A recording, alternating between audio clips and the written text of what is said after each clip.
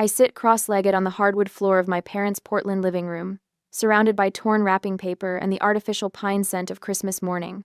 My sister Chelsea twirls her manicured fingers around a set of shiny BMW keys, the metal catching the twinkling lights from the tree as she pirouettes like a teenager instead of a 32-year-old woman. "I can't believe it," she squeals, bouncing on her toes. "My own Beamer." Dad beams at her with unfiltered pride, Mom clasping her hands beneath her chin like she's witnessing a miracle. The car sits in the driveway, a glossy white testament to parental devotion, complete with an enormous red bow that probably cost more than what they spent on my entire Christmas. Meanwhile, I stare at the object in my lap, a plastic piggy bank, shaped like a cartoon character from a children's show I outgrew 25 years ago. The price tag they forgot to remove reads $1.99. "Open it," Mom urges, gesturing toward the small rubber stopper on the bottom. My fingers feel numb as I comply. 2 crisp $1 bills flutter out. "It's the start of your future home fund, honey," Dad announces with a dismissive wave. "You're always so responsible with money, not like some people." He winks at Chelsea, who pretends to look offended. The silence stretches like taffy between us until Mom fills it. Chelsea needs reliable transportation for her new graphic design clients. Those artsy types expect a certain image, you know. Chelsea drops onto the couch beside me, her expensive perfume clouding my senses. "Don't worry, sis. I'll drive you around whenever you need." She pats my knee with patronizing gentleness. "Your little Toyota must be on its last legs by now." The Toyota that carried me through 7 hours of mountain passes yesterday. The Toyota I paid off myself 3 years ago. The Toyota that's more reliable than any relationship in this room. I can't breathe. 34 years of moments just like this one crystallize in my mind with perfect clarity. This isn't an anomaly, it's the pattern of my entire life. Just this morning, I had carefully wrapped their gifts, a leather briefcase for Dad, that cost 2 weeks' salary, the silver bracelet Mom had admired in a Seattle boutique window, the professional camera lens Chelsea had casually mentioned wanting, all purchased by setting aside a little from each paycheck for months. I'd rehearsed my announcement during the entire drive down from Seattle. Senior structural engineer. The promotion I'd earned through nights and weekends of extra work, designing buildings that would stand for generations.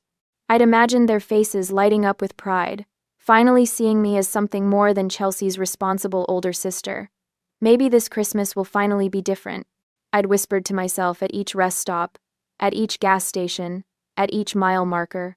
My hands tremble as I place the piggy bank on the coffee table. The plastic makes a hollow sound against the glass. "Excuse me," I manage, my voice sounding like it belongs to someone else. "Bathroom." I don't run up the familiar stairs, past the wall of family photos where Chelsea's face dominates every frame. The bathroom door closes behind me with a soft click before I twist the lock. My reflection stares back at me, eyes too dry, face too composed. I press my palms against the cold marble counter, waiting for tears that won't come. The pressure builds in my chest instead, like concrete hardening around my lungs. People talk about heartbreak like it's abstract. It's not. I feel each chamber of my heart contracting painfully, blood struggling to push through narrowing vessels. My sternum aches like someone has pressed a knee against it. This is what dying feels like, I think. Not dramatic, just diminishing. The night stretches endlessly as I lie awake in my childhood bedroom, listening to Chelsea's laughter from downstairs as she and my parents plan her first road trip in the new car.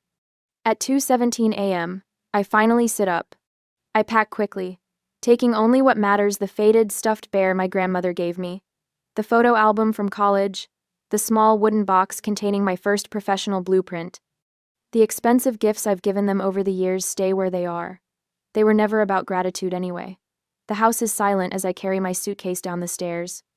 My house key lies cold in my palm for a moment, before I place it on the kitchen counter beside the coffee maker that will brew in 3 hours. They have made their choice. Now I'm making mine. Streetlights blur into watery halos as I navigate empty highways. The dashboard clock reads 3:42 a.m., Christmas morning. My windshield wipers battle against thickening snow while Bing Crosby croons about white Christmases from the radio. I twist the volume knob until his voice fades to silence. "Have yourself a merry little Christmas," I whisper to the empty passenger seat, my voice breaking on "merry." The irony burns like acid. Through Portland's southern outskirts, my Toyota's heater struggles against the December chill. 7 years old with 200,000 miles, this car carried me through college, first jobs, promotions. It never complained about mountain passes or tight parking spots. Unlike the gleaming BMW sitting in my parents' driveway with its ridiculous red bow, my car earned its place in my life. Around 6, my phone buzzes against the center console. I glance down to see Mom's face lighting up the screen. Not, "Are you safe?" Or, "Please come home." Just, "Did you remember to pay the electric bill for the cabin before you left Seattle?" The cabin they bought for weekend getaways that Chelsea uses for Instagram photo shoots. A semi-truck passes, spraying slush across my windshield. For 3 terrifying seconds, I drive blind until the wipers clear enough space to see. My hands shake against the steering wheel as memories flood faster than the wipers can clear them away. 5th birthday. Chelsea's princess party with professional decorations, pony rides, and a 3-tier castle cake, 30 neighborhood kids in party hats. My celebration the following year: grocery store sheet cake, 2 friends from kindergarten, party supplies from the dollar bin. Your sister needs the social stimulation. Dad explained when I asked why. You're more independent. Independent. Their code for, you don't need us.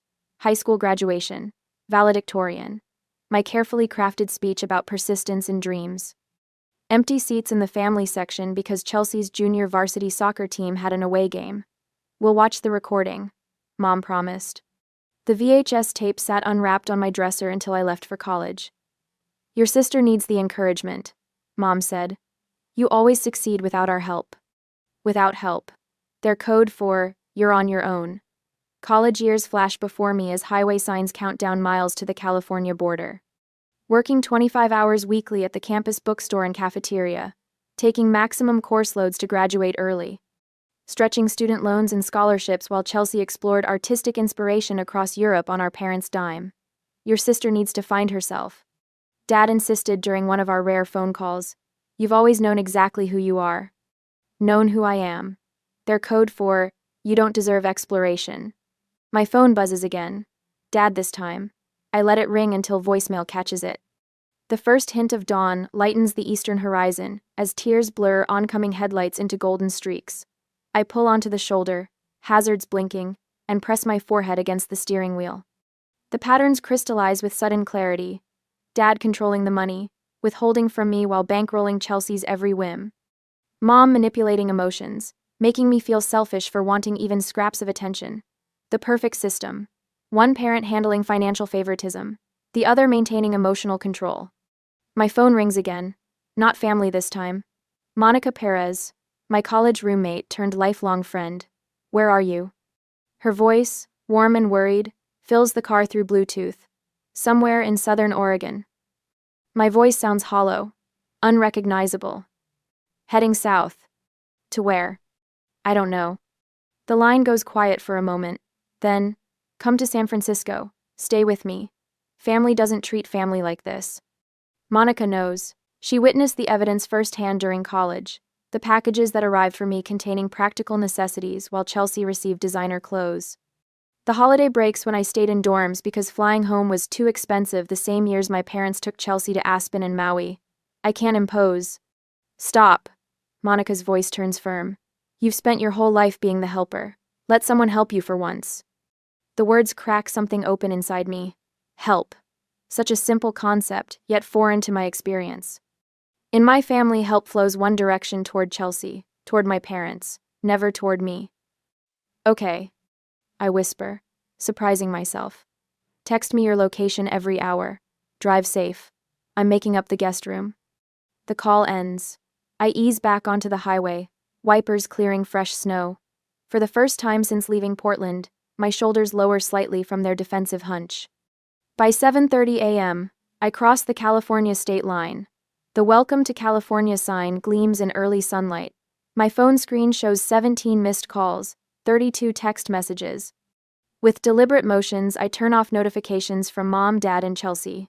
The silence feels weightier than any accusation. My stomach growls, reminding me I haven't eaten since yesterday's Christmas Eve dinner. A small roadside diner appears ahead, its neon open sign a beacon in the morning light. I pull into the nearly empty parking lot. Inside, the warmth envelops me like an embrace, coffee-scented air, and the sizzle of breakfast on a distant grill.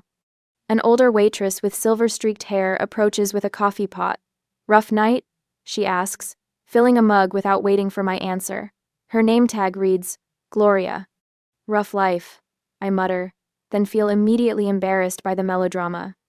Gloria doesn't flinch. "Honey, I've been serving coffee for 40 years. I know heartbreak when I see it. Family or boyfriend?" "Family." She nods, sliding a menu toward me. "Blood makes you related. Love and respect make you family." Her weathered hand rests briefly on mine. "The special's good today. Comes with extra bacon." I order the special and wrap my hands around the coffee mug. Gloria's words echo as I watch snowflakes dissolve against the window glass. Blood makes you related. Love and respect make you family. For 34 years, I've been related to the Collins family. Perhaps it's time to find out what being part of a real family feels like. 3 weeks later, I am with my friend in San Francisco. My phone vibrates against the nightstand for the 13th time this morning. Dad's number. Again. I count to 10 before silencing it, adding his call to the growing cemetery of voicemails I refuse to resurrect. The first week, their messages held confusion. The second, concern. Now, in week 3, they've evolved into something darker: manipulation wrapped in parental authority. Iris Elizabeth Collins. Dad's latest voicemail thunders through the speaker when I finally check. "If you don't return this car immediately, I'll report it stolen. This childish behavior has gone on long enough." The Toyota. My Toyota. The one with my name on the title and 7 years of paid-off receipts. I crush the throw pillow against my stomach, swallowing the acid that rises in my throat. Mom's message follows. "The doctor says my blood pressure is dangerously high because of the stress you're causing. Is that what you want? For me to end up in the hospital because you're being selfish?" I delete them both without responding, though my finger hovers over the screen longer than I care to admit. My temporary sanctuary in Monica's spare bedroom feels both foreign and familiar. The walls are painted a soft terracotta that catches the morning light, warming the space in ways my Seattle apartment never did. On the dresser, my laptop displays an email I've rewritten 14 times. "Dear Mr. Sanderson." Dear Mr. Sanderson. I'm writing to formally request a transfer to the San Francisco office, effective immediately. My finger clicks send before I can reconsider. No family connections, no favors called in. Just my work record, my reputation, my worth as a structural engineer. 3 hours later, the approval arrives in my inbox, just like that, as if I've always been capable of creating my own path. "You got it?" Monica appears in the doorway, reading my expression. Her dark curls frame a face lined with genuine happiness for me. The concept still feels foreign, someone celebrating my accomplishments without making them about themselves. "I start Monday," I confirm. "Now I just need to find a place." "I start Monday." Monica grins. "Already called Andrea from book club. She manages apartments in Mission District. Rent control, safe building, 20-minute walk to your new office." "You didn't have to." "I wanted to." She cuts me off, dropping onto the bed beside me. "Friends help friends, no strings attached. Novel concept for you. I know." The words hit their mark. No strings, no obligations, no scorekeeping. The tears I've been holding back for 3 weeks threaten to break through. "I made you an appointment too," she adds, sliding a business card onto my laptop. "Dr. Levine, Tuesday at 4. The card reads, "Elaine Levine, PhD, Family Therapy." "I'm not crazy," I whisper. "No," Monica agrees. "But you've been carrying something heavy for a very long time. It might help to put it down somewhere safe." On Tuesday afternoon, the therapist's office smells like lemon furniture, polish, and old books. Dr. Levine wears reading glasses on a beaded chain and sensible shoes that make no sound on the carpet. She doesn't rush to fill silences, just waits while I struggle to form words that have never been spoken aloud. Favoritism? I finally say, the word hanging between us like a newly discovered planet. My entire life. "And how did that make you feel?" she asks. "Like I was worth exactly $2, I answer. Later that week, the apartment Andrea shows me is small, 650 square feet with a kitchenette barely wide enough for a refrigerator. But the windows face west, catching afternoon sunshine that spills across hardwood floors. It's mine by nightfall. I buy a futon, a lamp, and a small desk. Nothing more. The emptiness feels intentional rather than impoverished. Space to grow into. Monica drags me to a community center the following Saturday. Pottery class, she announces. You need something that isn't work or therapy. I protest until my hands sink into cool clay, feeling it yield and resist simultaneously. The instructor, a woman with silver hair and paint-spattered overalls, stands behind me. Don't force it, she murmurs. Listen to what it wants to become. My fingers tremble as they shape something from nothing. By class end, I've created a small, imperfect bowl with uneven edges. It's hideous and beautiful, and entirely mine. The first video call comes 4 weeks after Christmas. I answer on the third ring, steeling myself against the familiar surge of guilt their faces trigger. Where have you been? Dad demands immediately. His face fills the screen, red with indignation. Your mother has been worried sick. Behind him, Mom dabs at eyes that remain strategically dry. San Francisco, I answer calmly. I transferred offices. Without discussing it with us first? Mom interjects, pushing into frame. How could you be so inconsiderate? The old pull tugs at my chest, apologize, placate, make it right. But Dr. Levine's words echo. Your feelings are valid. Their reactions belong to them, not you. I needed space, I say instead. Space from what? Dad barks. From family? From responsibility? From growing up? From feeling invisible, I reply, surprised by the steadiness in my voice. From being valued less than Chelsea. From trying to earn love that should have been freely given. Mom's tears flow instantly, right on cue. How can you say such hurtful things? We've always loved you both the same. I'm not responsible for your feelings anymore, I tell her. The words feel like stones I've been carrying in my mouth for years, finally released. I'm responsible for mine. Dad slams his palm against the table. This conversation is over until you're ready to apologize. Then I guess we're done talking, I answer, and end the call. In days to come, the rumors reach me through LinkedIn messages and texts from former coworkers. According to family lore, I've had a mental breakdown. I'm living in squalor. I've joined a cult. Chelsea's Instagram shows her looking concerned in tastefully filtered photos, captioned with vague references to family heartbreak and praying for those struggling with mental health. My new coworkers know nothing of this narrative. They see only my work, the precision of my calculations, the innovation in my designs. When Chelsea shows up unannounced at the office reception 10 days later, Monica happens to be dropping off lunch. She's in a meeting.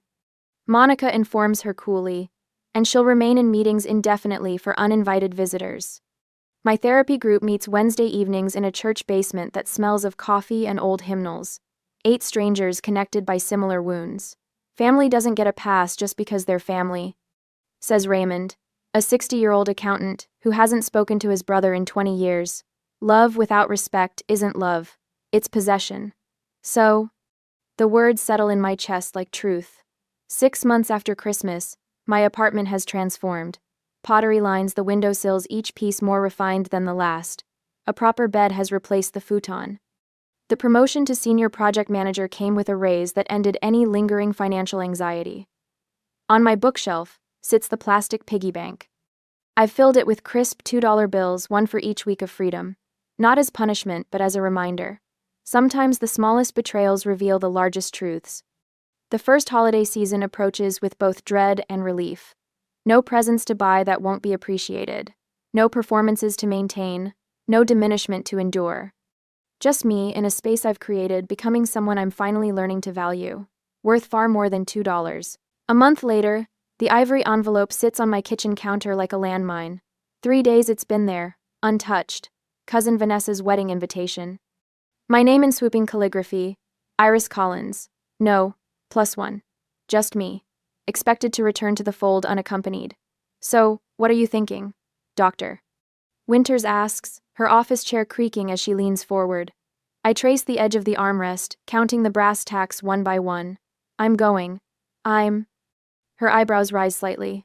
That's a change from last week. On my terms, I add quickly. I've booked a room at the Hilton 4 blocks from the venue. Dad called twice, insisting I stay at their rental house with everyone. And what did you say? Nothing. I smile, remembering the satisfaction of letting his voicemail fill with increasingly desperate messages. The boundary is the message. 7 months of therapy has taught me the vocabulary of self-protection. 7 months after Christmas drove away. 7 months of rebuilding myself, one therapy session, one pottery class, one peaceful evening alone at a time. During the session, my phone buzzed. Chelsea. The third text today. Can't wait to see you next weekend. We need sister time before the wedding madness. I slide the phone back into my purse without responding. Dr. Winters notices. Your sister again? Suddenly we're best friends. I laugh, but it comes out hollow. She never texted this much when we lived in the same city. What do you think she wants? A ride from the airport. Money. The old Iris who carried her emotional baggage along with her actual luggage.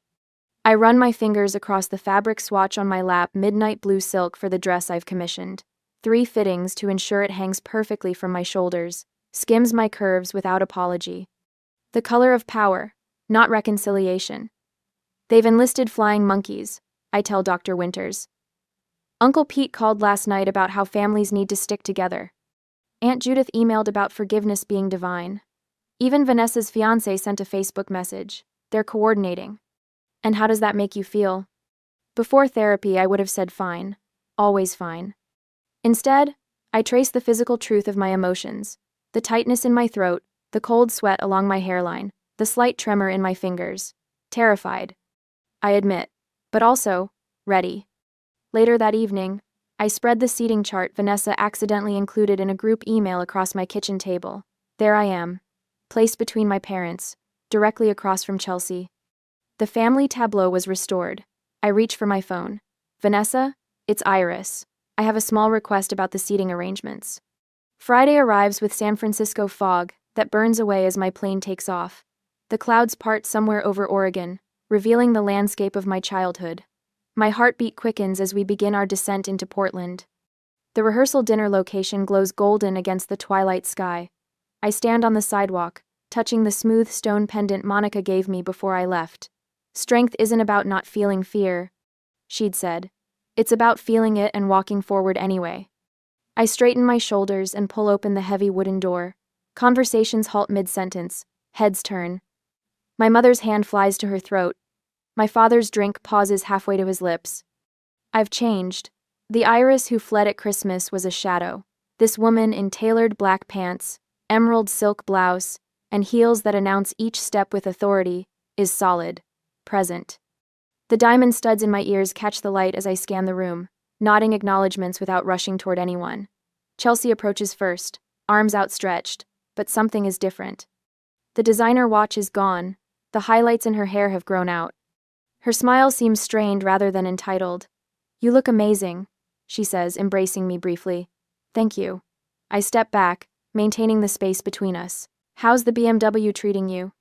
Her eyes dart away. I, had to trade it in. Got a Honda.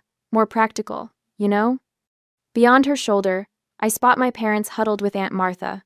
Mother dabs at her eyes with a cocktail napkin.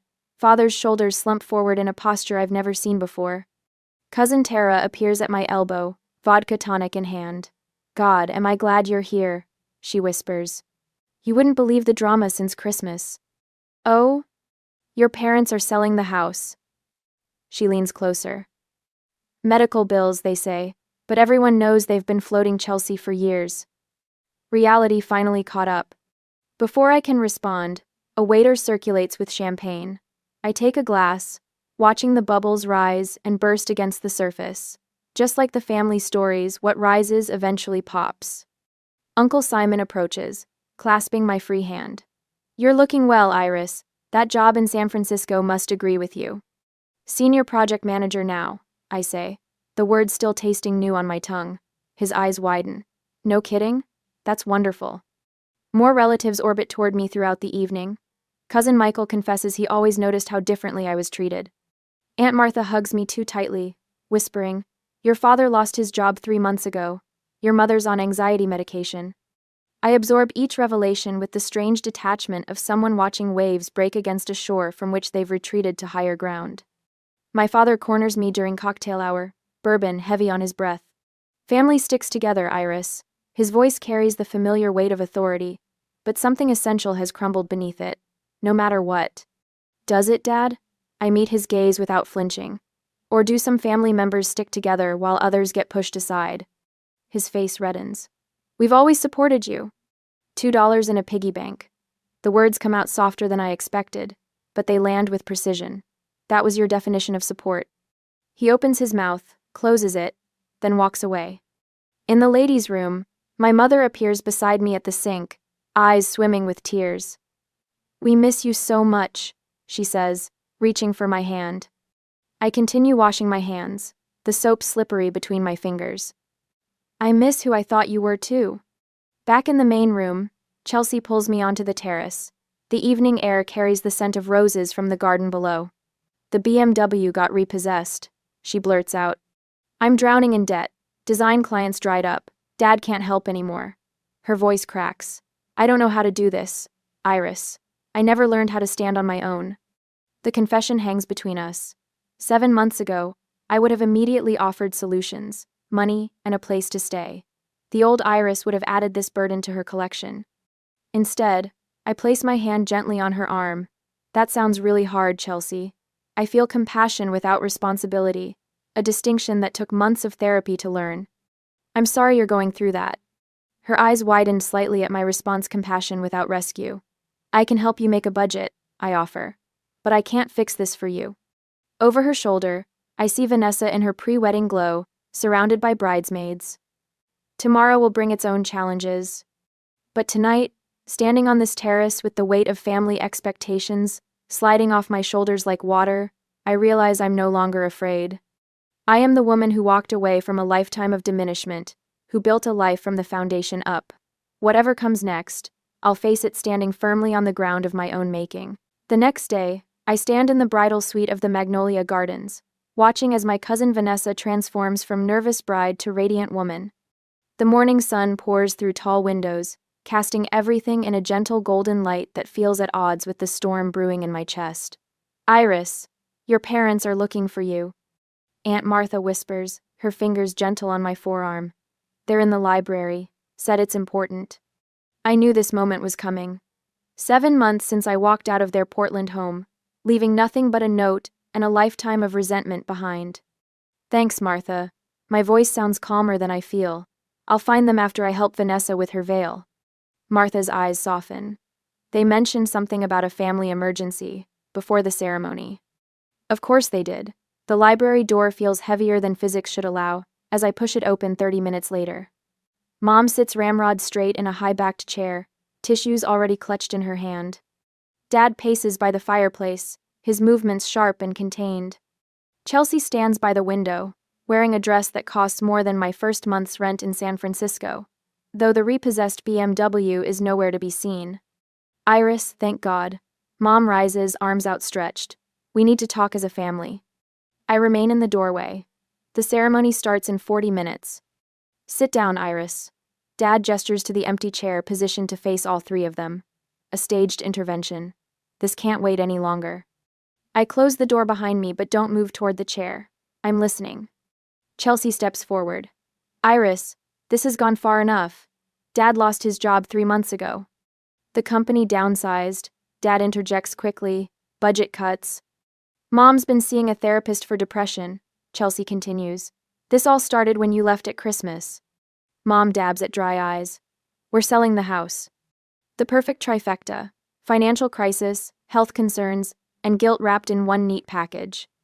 7 months ago, I would have crumpled under the weight of their expectations, apologized for something that wasn't my fault, and offered to help. Today, I walk to the indicated chair, set my purse beside it, and sit with my spine straight. I'm sorry to hear about your job, Dad. And Mom, I'm glad you're getting help. Their faces register confusion at my calm response. Didn't you hear what we said? Chelsea's voice rises. They're selling the house because of you. No, they're selling the house because of choices they made long before I left. I remove a leather-bound photo album from my purse. I brought something to show you. Mom frowns. We don't have time for it. You called this meeting. I open the album across my lap. So we have time.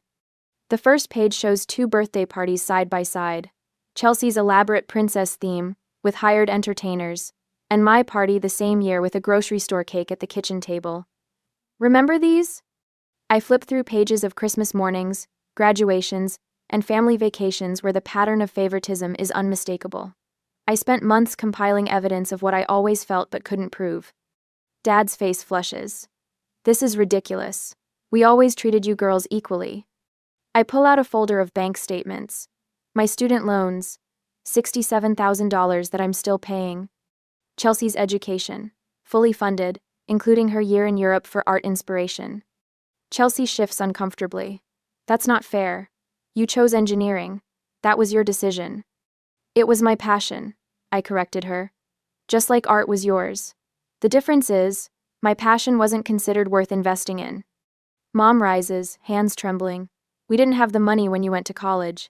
Things were different by the time Chelsea. I learned everything about your financial records years ago, Mom. I cut her off. Dad's promotion came when I was 16. The inheritance from Grandma arrived before my freshman year. You had the money. You chose not to spend it on me.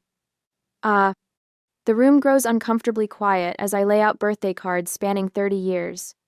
The messages to Chelsea overflow with effusive love. Mine contain practical advice and reminders to work hard. We always knew you'd be fine. Dad finally says, his defensiveness cracking. You were always so capable. There it is. The truth behind decades of disparity. Being capable doesn't mean I deserved less love. My voice remains steady even as heat builds behind my eyes. Being responsible didn't mean I should carry everyone else's burdens. Mom collapses into genuine, not manipulative tears. We never meant to hurt you. Intent doesn't erase impact.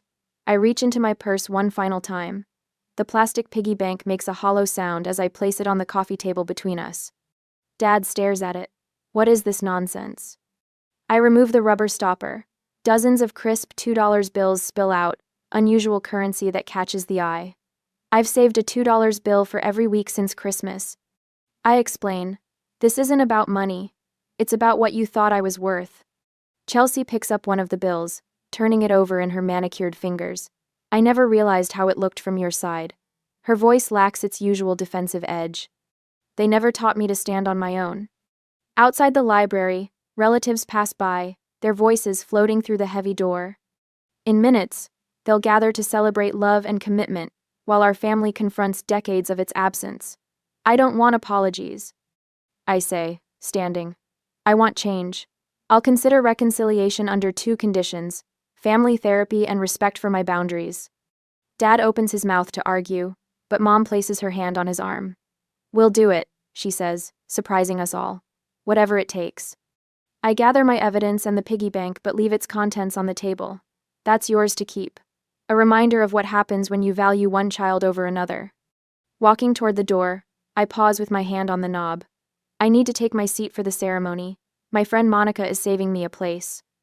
As I step into the hallway, my back straight and heart lighter than it's been in months, I hear Chelsea whisper to our parents, "She's different now." She's right. The woman who left that Christmas morning carrying nothing but grief and resolution is gone. In her place stands someone who finally understands her own worth isn't measured by what others think she deserves, but by what she refuses to accept. On Christmas, the sunshine spills across the hardwood floors of my San Francisco apartment as friends gather around a table that actually belongs to me. The scent of rosemary and sage from the roasting turkey mingles with laughter, real laughter, not the strained kind that used to echo through my parents' house. To Iris, Monica raises her glass, her dark curls catching the light from the window. Who builds bridges better than anyone I know, both at work and in life? My cheeks warm at the toast. 1 year ago today, I placed a house key on a counter and drove away from everything familiar. Now I stand in an apartment filled with people who choose to be here, surrounded by pottery pieces I created with my own hands. And to Senior Project Manager Collins, adds Elliot, his fingers brushing mine under the table. His touch still sends electricity through me, not the lightning strike of infatuation, but the steady current of something building toward permanence. Whose team finished the Richardson Tower project 2 weeks ahead of schedule? Elliot understands deadlines and structural integrity, an environmental engineer who values sustainability in buildings and relationships alike. When he first asked me to coffee 6 months ago, I almost declined. Old habits of self-sacrifice die hard. My therapist, Dr. Winters, called it progress when I said yes. The kitchen timer chimes, saving me from having to acknowledge their praise. Some changes take longer than others. Need help? Asks Elliot, following me into the kitchen. I've got it. The words slip out automatically. Then I catch myself, remembering Dr. Winter's gentle challenge. Accepting help doesn't diminish your strength. Actually, could you carve the turkey? I never learned how.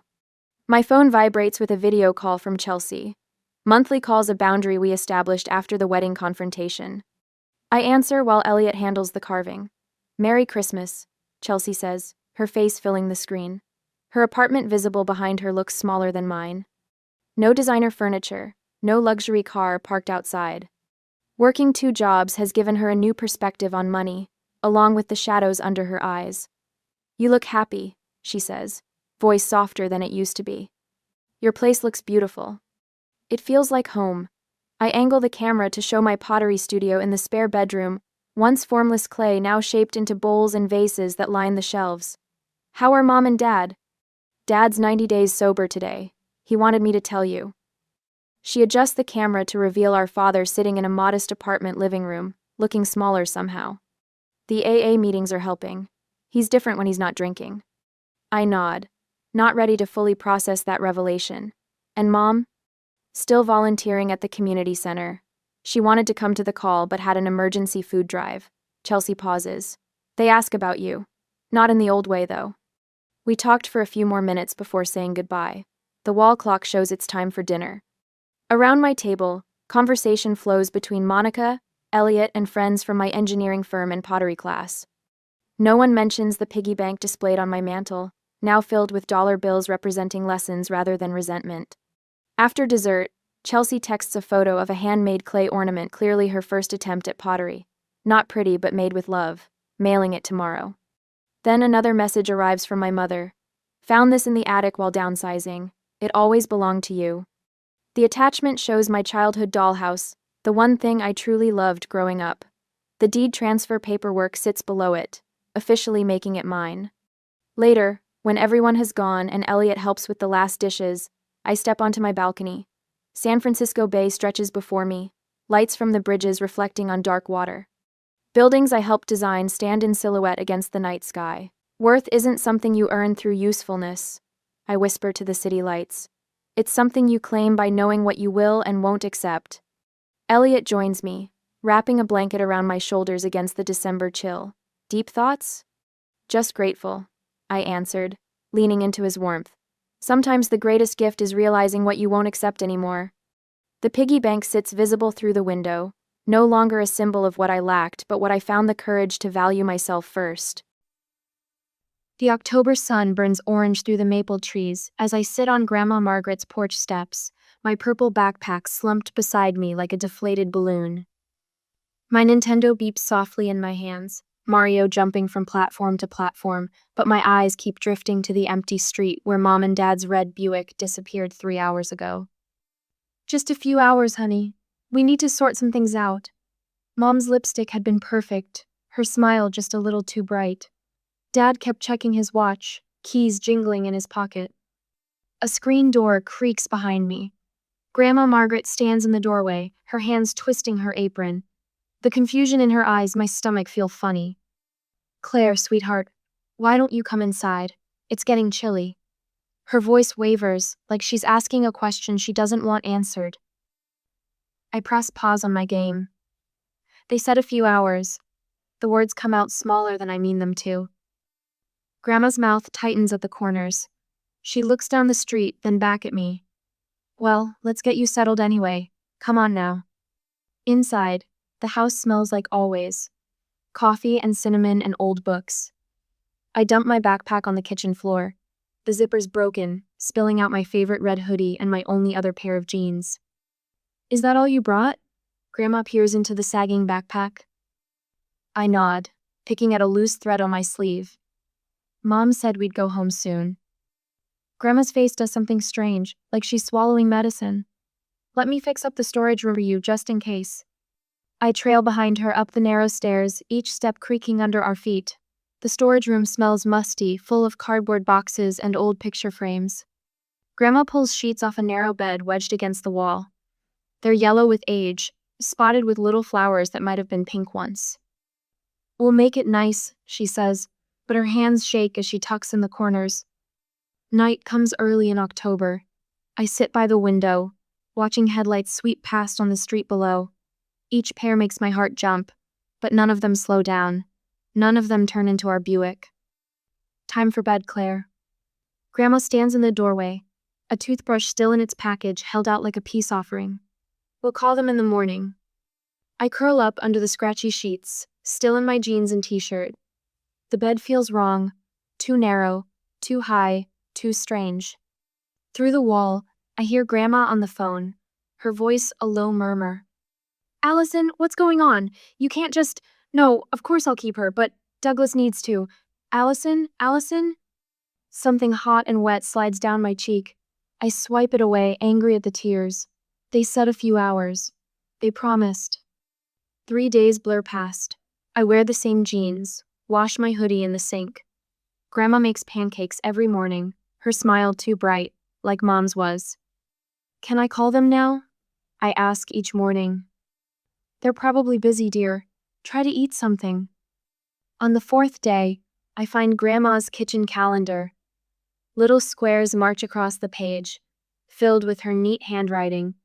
Doctor appointments, bridge club, church socials.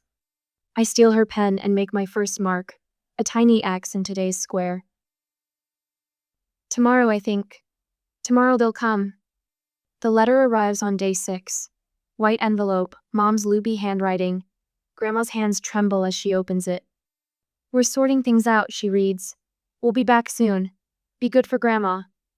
I study her face, searching for the truth she's not telling me. Her eyes stay fixed on the paper, reading words I can't see. I make my marks on the calendar each night, X after X after X. On day 10, Grandma drives me to Riverside Elementary. Just until things settle, she tells the principal. They talk in low voices while I sit outside the office, swinging my legs. The chair's too high, my feet don't touch the ground. My new teacher, Mrs. Anderson, smiles too much. And where did you move from, Claire? I didn't move. The words stick in my throat. My parents are traveling. For work. More X's on the calendar. More nights listening for a car that never comes. Thanksgiving arrives in a swirl of cooking smells. I help Grandma make stuffing, set the table with the good plates she keeps in a special cabinet. How many places, I ask, clutching the silverware. Grandma stares at the table for a long moment. Just us, Claire. Just us this year. I set 5 places anyway. Me, Grandma, Mom, Dad, an extra, just in case. Grandma touches my shoulder, gentle as a butterfly. Claire, honey. They might come. The forks clatter as my hands shake. They might. She doesn't argue. But later, when I'm supposed to be washing up, I see her remove the extra settings. 3 plates clink softly as she puts them away. At dinner, the empty chairs loom like giants. I push turkey around my plate, making pass through the mashed potatoes. Grandma chatters about her bridge club, her voice too loud in the quiet room. I can't stop staring at those empty chairs. Can't stop wondering if somewhere in some other dining room, Mom and Dad are sitting down to turkey and stuffing. If they're thinking about me. If they're coming back. If they ever meant to. The candles on my birthday cake cast shadows across the kitchen table. 10 pink flames dance in the January twilight while Grandma Margaret hums off key. Her voice wavers on the high notes of happy birthday, and I blow out the candles before she reaches the end. Did you make a wish, sweetheart? I nod, not meeting her eyes. The wish stays locked behind my teeth, the same one I've made every night since October. Please come back. The kitchen calendar hangs on the wall behind her, its squares marked with tiny X's that stretch back 87 days. I've counted them so many times the number burns in my brain like a brand. Your mother called earlier. Grandma's fingers twist her apron strings while you were at school. My heart jumps. What did she say? When are they? They're still, sorting things out. Her voice carries the same careful tone she uses when talking to Mrs. Peterson next door about her dying roses. They send their love. The cake sits between us, store-bought chocolate with pink roses. Nothing like Mom's homemade vanilla with rainbow sprinkles. I push my plate away, the frosting untouched. That night, I learn to cook macaroni and cheese from the blue box while Grandma watches her evening shows. The chair creaks as she shifts, volume turned up loud enough to cover the sound of my sniffling over the stove. When I serve her a bowlful, she pats my hand. Just like that, Claire. You're becoming quite the little cook. Winter melts into spring. The letters arrive less often now, their messages growing shorter. Missing you. Be good. Love, Mom and Dad. No return address. No phone number. No explanation. One Tuesday morning, I wake early to find Grandma in her nightgown, phone pressed to her ear. Her back faces me, but her whispers carry through the kitchen. Allison, she's asking about you again. No, you can't keep doing this to her. She needs more than just a pause. Don't you dare hang up on. The dial tone buzzes loud enough for me to hear. Grandma's shoulders slump. I tiptoe back upstairs before she can turn around, slide under my covers, and pretend to sleep until she calls me for breakfast. At school, I perfect the art of disappearing. When Mrs. Anderson announces the mother-daughter tea party, I develop a stomachache. During parent-teacher conferences, I tell anyone who asks that my parents are still traveling for work. The lies roll off my tongue smooth as honey, practiced in front of my mirror at night. Claire shows remarkable progress in her studies. Mrs. Anderson tells Grandma during one conference. I sit outside the classroom, legs swinging beneath the too-tall chair, straining to hear. But she's so quiet in class. Does she have friends at home? She's adjusting, Grandma says in that same careful tone. It's been difficult. The Christmas card arrives on a Saturday morning. The envelope bears no return address, just Mom and Dad scrawled in Mom's looping handwriting. I carry it upstairs, unopened, add it to the stack in my dresser drawer. The pile grows taller, a tower of unread words. When Aunt Nancy visits in February, she brings real furniture for my room.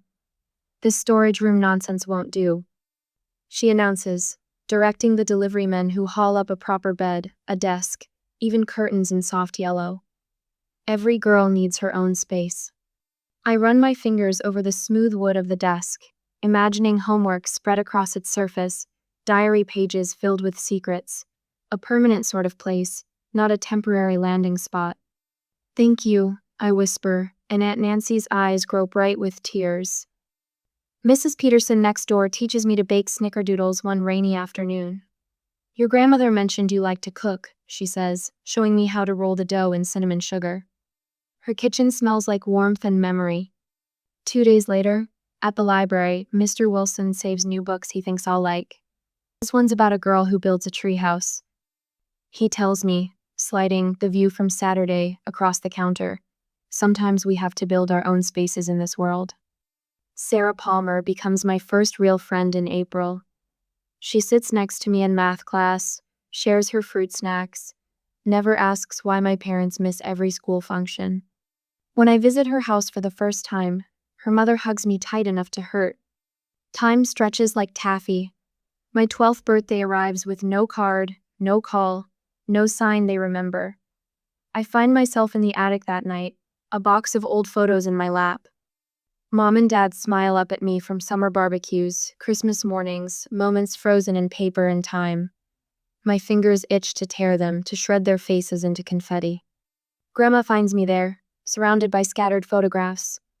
She doesn't speak, just sits beside me on the dusty floor and helps gather them up. That night, I write one last letter. Dear Mom and Dad, I don't want to wait anymore. The words spill across 3 pages, all my questions and anger and hurt. I fold it carefully, seal it in an envelope, write their names. It joins the unopened cards in my drawer, another bridge to nowhere. A week later, helping Grandma with dinner, I surprise us both. Can you pass the salt, Gram? The nickname slips out soft as a sigh. Her hand trembles as she passes the shaker, eyes bright with unshed tears. That evening, I stand before the kitchen calendar. 87 tiny X's have grown into hundreds, marching across months like fallen soldiers. I reach for the pen, hesitate, then lay it down. Tomorrow, I won't make a mark. Tomorrow, I'll stop counting days. Family isn't measured in presents, I write in my journal that night. Sometimes it's measured in absence, in the spaces between heartbeats, in the silence between words, in the people who stay when others walk away. Time passes that way quickly. Outside my window, the October maples burn orange against the darkening sky, same as they did 3 years ago. But I'm not waiting on the porch steps anymore. I have homework to finish, a desk to sit at, a space that's mine. The calendar hangs blank on the wall, tomorrow's square, clean and empty, ready for whatever comes next. 2 weeks later, the electric bill flutters in my hands like a wounded bird. Numbers blur together as I count the cash from my grocery store paycheck for the third time, still $20 short. My stomach clenches as I write the check anyway, signing Margaret's name with practiced strokes. The forgery flows easier now than my own signature. "Did you finish your geometry homework?" Margaret calls from her recliner, voice raspy from her morning coughing fit. Almost. The lie slides out smooth as butter. The truth that I spent my study hall working extra hours at Johnson's Market stays locked behind my teeth. The detention slip burns in my back pocket, missing assignments the 4th time this month. But $20 is $20, and electricity matters more than equations I'll never use again. I seal the envelope, adding it to the pile of bills that grows faster than my paychecks can handle. The kitchen calendar mocks me with red circles around doctor's appointments, 3 this month for Margaret's worsening arthritis. Each one means another shift I'll need to pick up, another homework assignment that won't get done. 3 days later at school, Claire, Mrs. Martinez, my guidance counselor, peers at me over reading glasses. "This isn't like you. Your grades." I've been busy. I study the fraying hem of my jeans, the ones I've worn 3 days straight because laundry costs quarters we don't have. "I understand things are difficult at home with your grandmother's health." "You don't understand anything." The words crack like ice. Why should I care about school when no one cares about me? Her sharp intake of breath fills the silence. I want to snatch the words back, stuff them down where I keep everything else. But they hang there, raw and honest, until she slides a tissue box across her desk. I don't cry. Haven't since that first night on the porch steps, watching taillights fade into nothing. Instead, I stand, shoulder my backpack, and walk out. Behind me, Mrs. Martinez calls my name, but I'm already gone. The library becomes my refuge during lunch period. While other kids crowd the cafeteria, I hide in the back corner, scratching out stories in a dollar store notebook. Words flow easier than tears, spilling across pages in jagged lines about girls who fly away on midnight winds, who build homes in hollow trees, who save themselves when no one else will. The same day I went to my English teacher to update her about the essay I was writing. "This is remarkable. Mrs. Winters holds my English assignment like it might shatter. The imagery, the emotion, Claire, have you considered writing for the school paper?" I shrug, but something warm unfurls in my chest. It's just a story. "It's more than that," she taps the final paragraph. "This voice, this perspective on family, it's powerful, raw, real." I nod. Due to school circumstances and different arrangements, my first article runs in the March issue. Chosen family, blood isn't always thicker, spans 2 columns on page 3. I found Margaret in the kitchen that morning, carefully clipping it from the paper.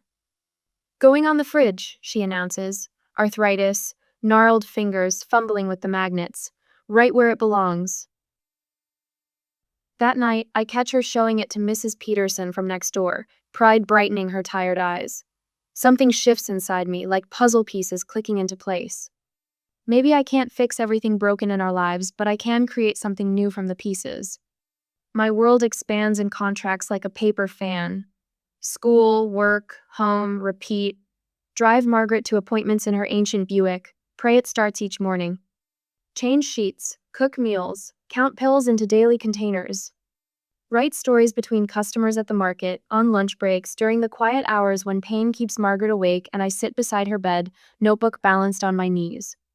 Aunt Nancy shows up more often now, bringing casseroles and concerned glances. She finds me one Sunday scrubbing bathroom tiles while Margaret naps. "You're 16, Claire, you shouldn't have to." "I don't have to, I choose to." The words come out sharper than intended. She chose me when no one else did. Aunt Nancy's face crumples like wet paper. Oh, honey. Don't. I stand, knees creaking like I'm the old one. Just don't. But she keeps coming, and slowly, I let her help. She drives Margaret to physical therapy while I work extra shifts, brings groceries when the bills eat my whole paycheck, signs permission slips in Margaret's shaky hand so I don't have to forge them. My circle widens, cautiously. Sarah from English class who lost her mom to cancer and gets it without getting it. Mr. Wilson at the library saving new books he thinks I'll like. Mrs. Winters slipping college brochures into my locker, highlighting scholarships for promising young writers. The acceptance letter from State University arrives on a Tuesday. Full scholarship including room and board. Margaret's hands shake as she reads it, tears spotting the cream-colored paper. I'll commute, I say quickly. It's only 20 miles. I can take morning classes, be home by. No, Margaret's voice carries the weight of granite. You'll live on campus, join clubs, make friends. She grips my hand, her palm cool and papery against mine. Don't let them take any more from you. But who'll take care of you? Her smile trembles at the edges. I raised you to be strong, not stuck. My girl's going to college. I don't tell her how terrified I am of leaving, of failing, of coming home to an empty house like I did at 9 years old. Don't tell her that every acceptance feels like rejection in reverse, every achievement shadowed by abandonment. Instead, I help her into bed, adjust her pillows, and lay my latest story on her nightstand. This one's about a girl who builds wings from broken promises and flies toward tomorrow, carrying yesterday's love in her pocket like a smooth stone, worn soft by time and tears. My writer, Margaret whispers, touching the pages with gentle fingers.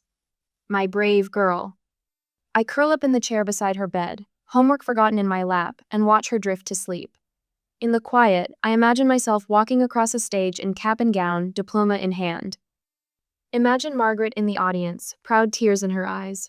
Imagine proving that love isn't just who stays who helps you become strong enough to leave. The story writes itself in my head.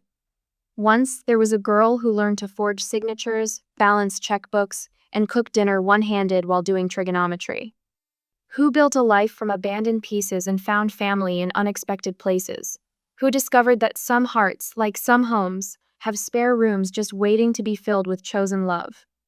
Tomorrow, I'll skip lunch to finish my calculus homework, pick up an extra shift at the market, help Margaret with her exercises.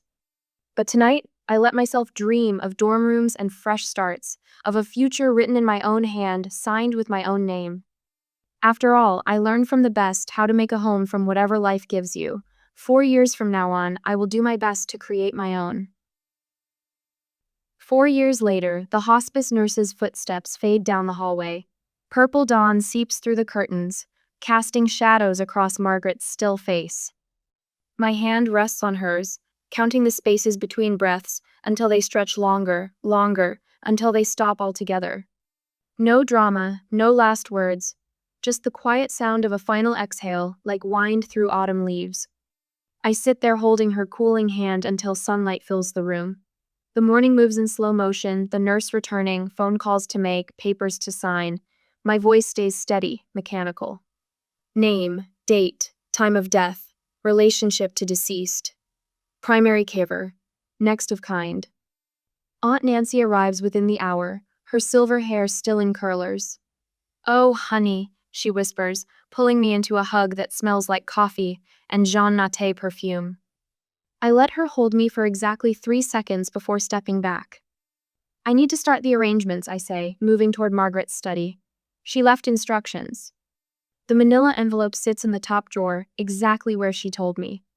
Inside, every detail spelled out in her precise handwriting. Funeral home, cemetery plot, hymn selections, even the outfit she wants to wear. My practical grandmother organizing her own goodbye. Between the papers, a sealed letter addressed to me. I slip it into my pocket unopened. Not yet. Not today. 2 hours later, the funeral director, Mr. Peterson, remembers me from church. His handshake is dry and professional as he walks us through options. I choose the simpler casket Margaret specified, ignoring his gentle suggestions of upgrades. She wouldn't have wanted the extra expense. And the obituary, he asks, pen hovering over his notepad. I'll write it, I say. The words already lined up in my head, precise as soldiers. Margaret Ellen Reynolds, beloved grandmother, dedicated teacher, faithful friend. Survived by her granddaughter Claire. No mention of her daughter Allison or son-in-law Douglas. The living can be as absent as the dead. The morning of the funeral dawns bright and cold. October sunlight streams through stained glass, painting rainbow shadows across Margaret's closed casket. I stand beside it in the black dress she helped me pick for college interviews, accepting condolences from a blur of familiar faces. Mrs. Wilson from the library brings banana bread. My old English teacher presses a card into my hand. Sarah, my best friend since 10th grade, stations herself nearby with tissues and quiet support.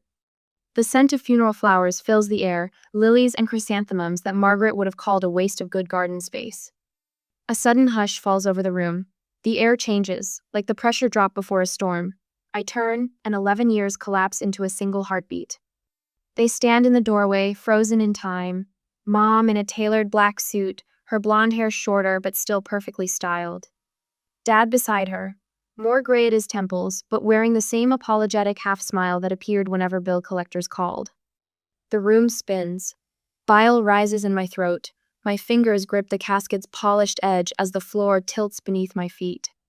Sarah's hand finds my elbow, steadying me. Aunt Nancy materializes on my other side, a wall of floral perfume and protective anger. Mom steps forward, arms outstretched. Oh, sweetheart, we've missed you so much.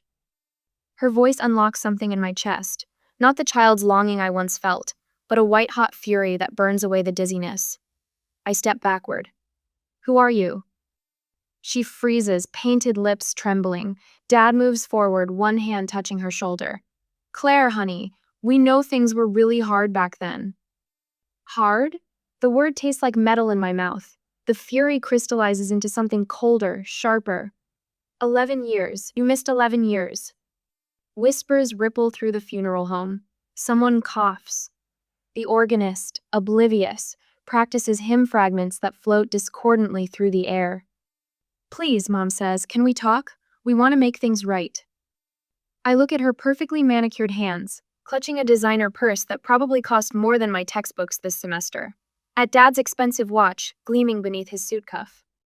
At their faces, lined with what they probably think is regret. Make things right? My voice comes out soft, controlled. Did you bring a time machine? Can you give me back my 10th birthday? My high school graduation? The nights I helped Grandma up the stairs when her arthritis got bad? We're still your parents, Dad says, steel entering his voice. The tone that once sent me scurrying to my room now bounces off me like rain on glass. No. I rest my hand on Margaret's casket. She was my parent. She stayed. You're just the people who left me on a porch. The church basement reception feels endless. I stand by the coffee urn, accepting condolences and watching my parents work the room. They move from table to table, shaking hands, accepting sympathetic pats. Poor things, having to deal with their difficult daughter on today of all days. Such a shame about Allison's mother. Family difficulties are so hard. Dad approaches with a paper plate of untouched sandwich triangles. His rehearsed speech about family healing dies as I meet his eyes. Why? The question cuts through his prepared words. Why did you abandon your 9-year-old daughter? His face reddens. Around us, conversations stutter to a halt. Claire, this isn't the place. When is the place? The coffee cup shakes in my hand. Another 11 years from now, when the next funeral brings you crawling back? We were trying to protect you, he says, but his eyes slide away from mine. From what, love? Stability? Having parents? Each question lands like a slap. The only thing I needed protection from was you. The cup crumples in my fist. Coffee splashes across the linoleum. As people scramble for napkins, I walk away from the mess, away from their excuses, away from the child I was who believed in promises kept. The afternoon sun still burns orange through maple trees as I drive home alone. The same trees that watched me wait on Margaret's porch, believing in love's return. I was wrong then. I'm not wrong now. Margaret's letter stays unopened in my pocket, heavy as inheritance, light as grace. The funeral home's last mourner shuffles out, leaving behind the lingering scent of stale coffee and sympathy casseroles. I stand in Margaret's kitchen-y kitchen, now staring at the wall calendar she religiously updated each month. Her careful handwriting marks doctor appointments that will never be kept, bridge club meetings she'll never attend. My fingers trace the dates, remembering how I once marked the days of waiting on a different calendar 11 years ago. The irony stings. I inherited her house the same way I inherited her life through abandonment. After the funeral, I returned to campus due to college obligations, but now during a holiday I came back. One Wednesday afternoon, the phone buzzed in my pocket. Another voicemail from Mom. They're accumulating like dead leaves in autumn, messages I'll never rake through. The kitchen window reflects my expression. Jaw tight, shoulders squared against incoming storms. Claire? Aunt Nancy's voice drifts from the doorway. You don't have to stay here alone tonight. It might feel strange after some time. We have the guest room ready. I turn, catching her worried look. The same expression Margaret wore that first night, watching me unpack my purple backpack with its single change of clothes. I'm fine here, I say, my voice steady. This is home. Nancy nods, understanding what I can't bring myself to say. I won't leave this house the way they left me. The manila envelope from Margaret's lawyer sits unopened on the kitchen table. Inside, I find property deeds, bank statements, insurance policies, all meticulously organized. A note falls from between the pages, Margaret's handwriting shaky but determined. Claire, my dear one, I planned for this day so you would never have to depend on anyone who might leave. My throat closes. Even dying, she protected me. The doorbell rings 3 days later. Nobody's there, but a cream envelope lies on the welcome mat. Inside, photographs spill out like autumn leaves. My 4th birthday party, Christmas morning when I was 6, a summer picnic where Dad hoists me onto his shoulders. Happy moments weaponized into guilt-inducing missiles.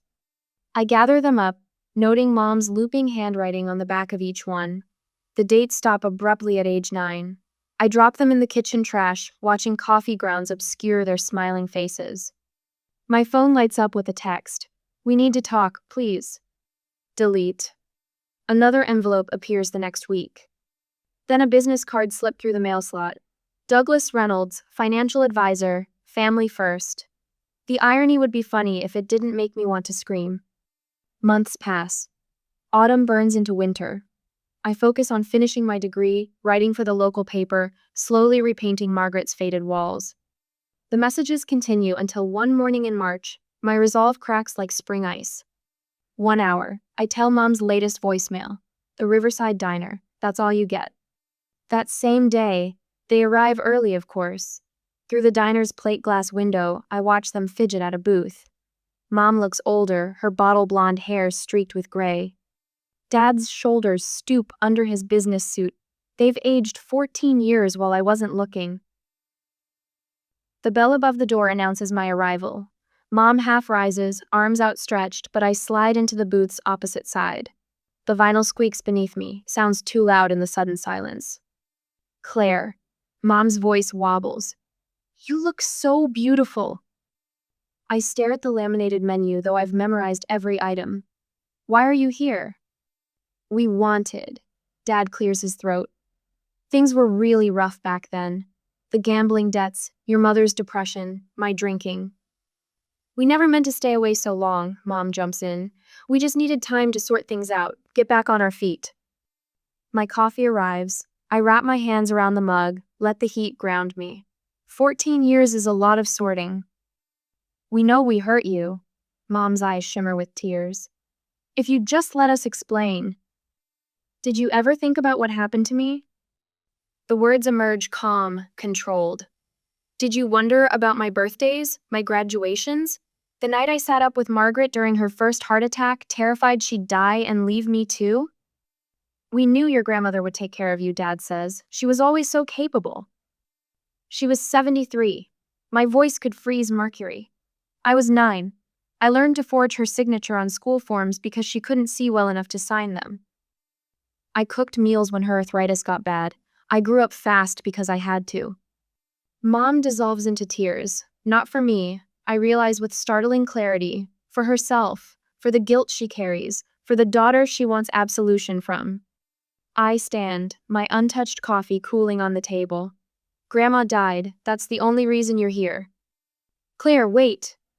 Dad's hand shoots out, grabs my arm. We're still your parents. I peel his fingers away one by one. No, you're the people who left me on a porch. The people who made a 9-year-old girl think she wasn't worth coming back for. Please. Mom's mascara tracks black rivers down her cheeks. We can start over. We have time. A bitter laugh escapes me. Margaret had time. She used it. Every day, every year, she was there. You? I shoulder my bag. You wasted yours. The diner's bell chimes my exit. Behind me, I hear Mom's sobs, Dad calling my name. I don't look back. The morning sun warms my face as I walk to my cardo, my home, to the life I built without them. Let them sit there with their cold coffee and colder regrets. I have Margaret's roses to plant this spring. 6 months later, the morning sun catches dust motes dancing through Margaret's old craftsman windows. I run my palm across the freshly painted kitchen wall, remembering the faded yellow wallpaper that used to peel at the corners. The new sage green brightens the space, making it mine. Coffee burbles in the percolator Margaret used every morning for 30 years. I kept it, along with her cast iron skillet and the old wooden spoons worn smooth from decades of stirring. Some things deserve to stay. Sarah arrives first for Sunday dinner, bearing a bottle of wine and new photos of her daughter. The paint looks perfect, she says, dropping her keys in the ceramic bowl by the door, another of Margaret's touchstones I couldn't bear to replace. Though I still can't believe you did it all yourself. YouTube tutorials, I say, pulling down wine glasses, and a lot of painter's tape. The front door swings open again as Mark and Patricia from my support group arrive, followed by David from the library where I volunteer. Soon the kitchen fills with the smell of roasting chicken and the murmur of easy conversation. No one mentions the stack of unopened holiday cards on my desk upstairs, or the gathering where my father's accusations of selfishness echoed through Aunt Nancy's dining room. These people know my whole story. They've earned their place at this table. After dinner, while Sarah helps load the dishwasher, I slip upstairs to my writing desk. The evening light spills across the newly refinished oak surface, illuminating the framed photo of Margaret and me at my high school graduation. She's thin in the picture, already unwell, but her smile could power a city. My laptop holds the final draft of my essay about chosen family. The local paper wants to run it next Sunday. I touch the edge of Margaret's photo, remembering how she saved every scrap of my writing, even the angry poems I scribbled in middle school. Family isn't who leaves you. I type into the blank space beneath my title. It's who stays. The words flow easier now, after months of therapy and support group meetings. I write about the box of parents' letters I finally moved to the attic, no longer needing them under my bed like some kind of talisman. About Margaret's roses I've planted in the backyard, their thorny stems already reaching toward spring. About the scholarship fund I've started in her name at the community college, small now, but growing. A car engine sounds outside, then slows. My fingers pause on the keyboard. Through the window, I watch a familiar red Buick cruise past, brake lights flaring briefly before the car continues down the street. My parents, making another drive-by attempt at reconciliation. Time was, that sight would have sent me spiraling. Now I just feel a quiet certainty, like stones settling at the bottom of a clear stream. I save my document and head downstairs. Sarah's teenage daughter Rachel sprawls on the porch steps, thumbs flying over her phone screen. She glances up as I settle beside her. Mom said this is where you used to wait, Rachel says. You know, when you were little. The autumn shadows stretch across the lawn, same as they did 14 years ago, but the little girl with the purple backpack and Nintendo is long gone. In her place sits a woman who finally understands that loving someone doesn't mean letting them hurt you over and over. Some doors need to stay closed, I tell Rachel, so new ones can open. She nods like she gets it, even though I know she doesn't fully understand. How could she? She has parents who came home every night, who showed up to every school play and soccer game, who stayed. Inside, laughter spills from the kitchen where my chosen family lingers over coffee and Sarah's homemade apple pie. The porch wood still creaks in the same spots. The maple trees still paint orange shadows on the sidewalk, but I'm not waiting anymore. I stand, brushing off my jeans. Come on, I say to Rachel, let's go in before they eat all the pie. She bounces up, phone forgotten.